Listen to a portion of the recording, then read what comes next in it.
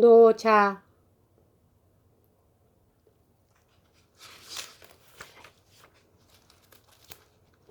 성현들은 무의의 안정 속에서 행동하여 침묵의 교리를 가르친다. 도덕경 2장 노자. 제3장 노자.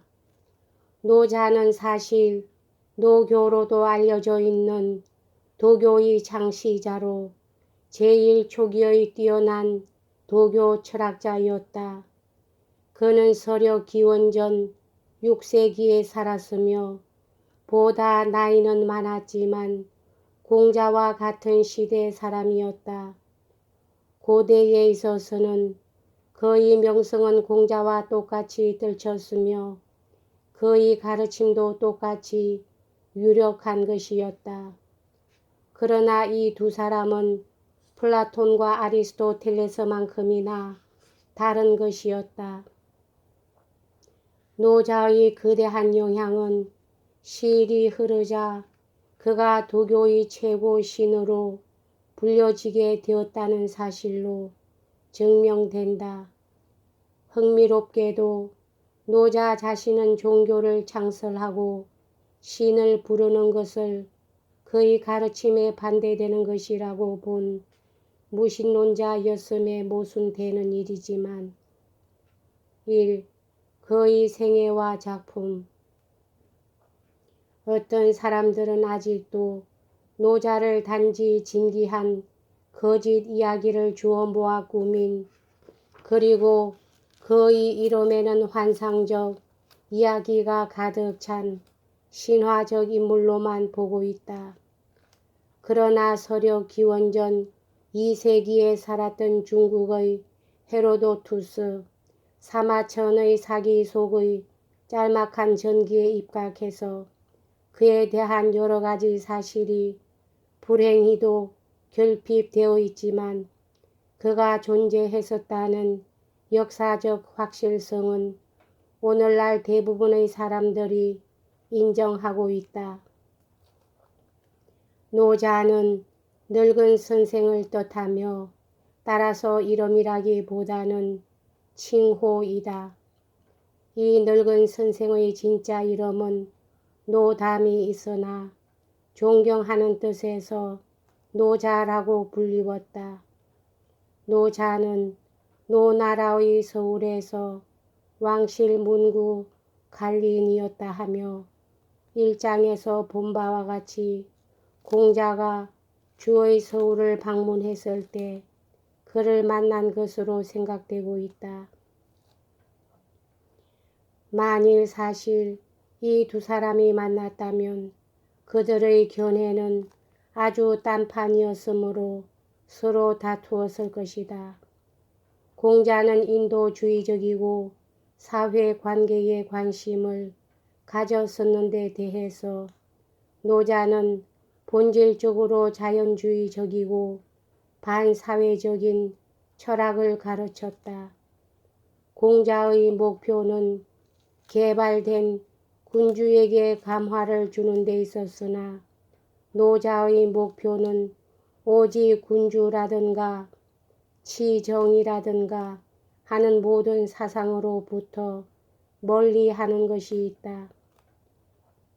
이 두 위대한 철학자의 차이 중의 어떤 것은 그들의 출신 지역의 차이에서 온 것이라고 설명할 수도 있다. 우리는 이미 앞서 노국에 살고 있었던 공자에게 재래적인 주어의 문화가 강력한 영향을 끼쳤음을 살핀 바 있다. 그러나 노자는 후에 대부분의 도교 학자들을 배출했으며 후에 초나라에 흡수된 진나라에서 출생했던 것이다.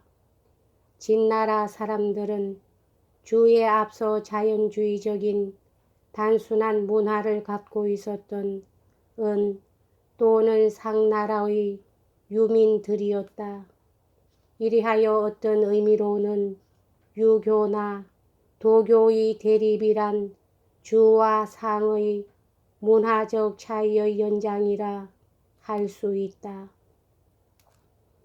여러 나라를 여행하면서 정치적 개혁을 위해서 투쟁하였던 공자와는 달리 노자는 이름을 드러내지 않고 일을 하고 우주의 도를 실천하기를 좋아했다. 분명히 그는 그가 주 왕조가 망할 징조를 인식하게 될 때까지 상당한 동안을 노국에 그대로 머물러 있었다. 처음에는 그는 단지 벼슬을 내놓기만 했으나 점고라는 분열과 혼란에 실망한 그는 곧 유랑의 길을 떠났다. 전통적으로는 그가 국경에서 억류되어 그가 연행해낸 철학에 대해서 저술을 하도록 요구되었다고 전해져 오고 있다. 그는 거기에서 그의 교학을 5,000어에 걸쳐 도와 덕이라는 두 부분으로 풀어 쓰면서 저술을 끝마칠 때까지 상당히 오랫동안 체제해 있었던 것으로 생각된다. 그 후로는 그는 자취를 감췄으며 상당히 고령이 되도록 언둔 생활을 한 것으로 생각되고 있지만 그에 대해서 이 이상 아무것도 알려진 것이 없다. 이미 말한 바와 같이 전통적인 견해는 노자를 중국 사상 최초의 철학작품 저자로 모시고 있다. 그런데 또 다른 견해는 약간의 연대착오와 반복된 귀절을 강조하고 전기 저술이 모두 한나라 때에 위조된 것이라고 주장한다. 끝으로 원전 비평에 특별한 훈련을 받은 현대 학자들은 노자라는 역사적 인물이 춘추 시대에 생존해 있었다 하더라도 그가 도덕경을 쓰지는 않았으며 그 내용과 문장으로 보아 훨씬 후대의 작품, 자세히 말해서 전국시대의 작품일 것이라고 주장하고 있다. 이들 이론 가운데 확정적으로 입증된 것은 하나도 없으며 여기에서 이 논쟁에 대해 더욱 자세히 분석을 가할 수도 없다. 그러나 말이 나온 김에 상식적으로 널리 행해지고 있는 문제의 설명에 대해 언급해 둘만하다. 즉 도덕경은 그들의 스승에 관한 직접 기록을 자유롭게 이용할 수 있고 그가 말하는 것을 직접 들었던 노자의 제자들이 전국시대에 편찬한 것이라는 것이다. 이 논쟁에 대한 이러한 해답이 가장 합리적이라는 것은 우리가 공자의 어록과 딴 고대의 고전들이 꼭 이러한 방식으로 편찬되었다는 것을 상기한다면 특히 명백해진다. 이 이론은 또한 어째서 고대 저작들 속에는 한 기절과 다음 기절 사이에 연결이 닿지 않으며 한 말이 분명히 그것만으로 완성되도록 의도된 것인가 하는 것을 설명해 준다. 이것은 실로 여러 사람의 한 작품을 썼을 경우에 그렇다.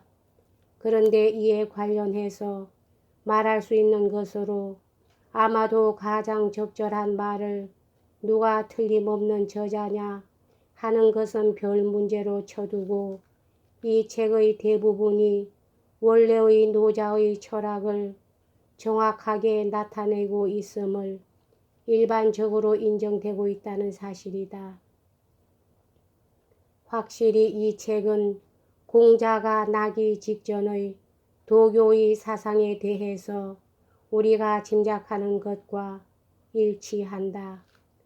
딴 곳에 있어서와 마찬가지로 중국에 있어서도 최초의 철학자들은 그들 자신의 내부 세계를 들여다보지 않고 언제나 밖으로 외부 세계를 바라다보는 자연주의자들이었던 것이다. 철학이 생명과 인간의 의무 그리고 윤리와 같은 인간의 내면적인 문제를 다루기 시작한 것은 거의 기원전 6세기가 되어서 비로소 시작된 것이다. 이러한 견지의 출현과 그 구체화와 즉 자연주의로부터 휴머니즘의 전환은 공자의 말 속에서 지적할 수 있다. 도덕경은 이 전환의 출발점에 위치한다. 그리하여 이 책에 관한 말로서 가장 정확한 것은 그것이 한 사람이 아니고 여러 사람 손에 의해서 이루어진 것이라는 것. 그러나 그것은 공자 직전의 시대에 살았으며 노자의 철학을 정확하게 나타내고 있다는 것이다. 이 책은 도와 덕의 두 부분으로 되어 있었는데 한나라 때 기원전 156년에서 141년에 우리가 오늘날 알고 있는 도덕경이라는 이름 밑에 한 권으로 묶어버렸었다. 그러나 당나라 때에는 다시 도와 덕의 두 권으로 갈라놓았다. 원본은 내용이 세분되어 있지는 않았으나 후에 여러 장으로 나누어졌다. 그 수는 55장에서부터 81장에 이르기까지 여러 가지가 있다. 여기까지 하겠습니다.